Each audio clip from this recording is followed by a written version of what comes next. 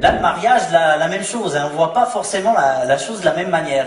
Par exemple, il faut le savoir une fois pour toutes, mesdames, nous on se marie juste pour vous faire plaisir. Non, non, mais c'est vrai, messieurs, vous êtes d'accord? Ouais, nous, le mariage, on s'en tamponne, hein. On peut bien vivre avec, donc bref, on va dire qu'on va se marier, donc on va arriver devant le prêtre, enfin le curé, enfin le pasteur, enfin le mec qui va gâcher ta vie.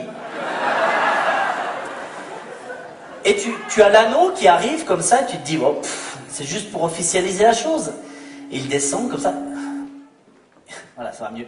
Il descend comme ça, une fois que tu l'as, on dit, putain, les hommes, nous, c'est une laisse. On a une laisse, on a... Les femmes, vous voyez ça totalement différemment. Vous êtes là, oh, c'est le plus beau jour de ma vie. Enfin, pour certaines, c'est quand même le 3e plus beau jour de leur vie. Oh, papa, maman, enfin, on en a trouvé un. Oh, et il y a l'anneau qui arrive comme ça. Oh, oh, ah, mon précieux. Mon précieux. Et tu as le 2e effet du Seigneur des Anneaux. Tu as l'ocre qui débarque. Bonjour, je suis ta belle-mère. Ah, ouais. On n'a pas la même vision des choses. Et après arrivent les enfants. Oh, les enfants. Ça court partout, ça chie partout. Non mais c'est génial, les enfants, on peut leur apprendre plein de choses. Hein. Comme par exemple, quand ils arrivent à l'école aussi, on doit faire les leçons avec vous. Et je sais pas si vous avez remarqué, mais franchement, on a quand même du bol, notre génération. Reprenez par exemple, rien que la géographie. Nous, on avait l'URSS. Et attends, eux, ils ont beaucoup plus de boulot. Hein. Ils ont l'Albanie, la Lettonie, la Biélorussie, la lobotomie. Compliqué. Comme par exemple aussi, moi je remarque les problèmes de maths. Vous savez qu'à notre âge, on s'en fout des problèmes de maths. Hein. Et c'est vrai que c'est quand tu commences de nouveau de refaire les problèmes avec tes enfants que tu te dis, mais purée, comment on a pu faire ça? Vous savez, les fameux problèmes de maths. Un train que nous appellerons train A part d'une gare que nous appellerons gare B, à destination d'une gare que nous appellerons gare C, un 3e train d'arrive. Bon, mais franchement, à se demander si quand on fait les problèmes de maths, ils arrivent, ils prennent des profs de maths comme ça, dans une salle, ils mettent de la drogue, puis on fait, allez-y, faites des problèmes.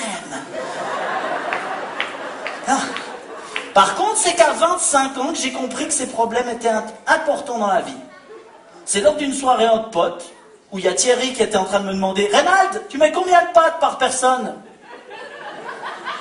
Sachant que Reynald mange 25 grammes de plus de pâtes que Thierry, et qu'il en mange 50 grammes de moins qu'Edouard, résultat, t'as acheté assez de bière? Tu vois les problèmes de maths.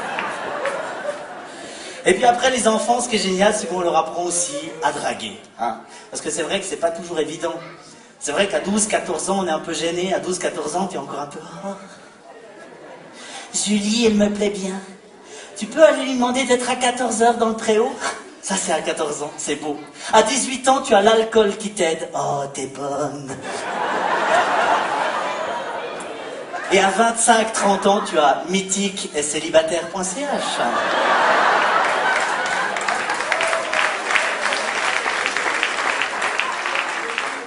Donc c'est vrai que c'est beau l'amour quand même. Quand on trouve quelqu'un, c'est magnifique.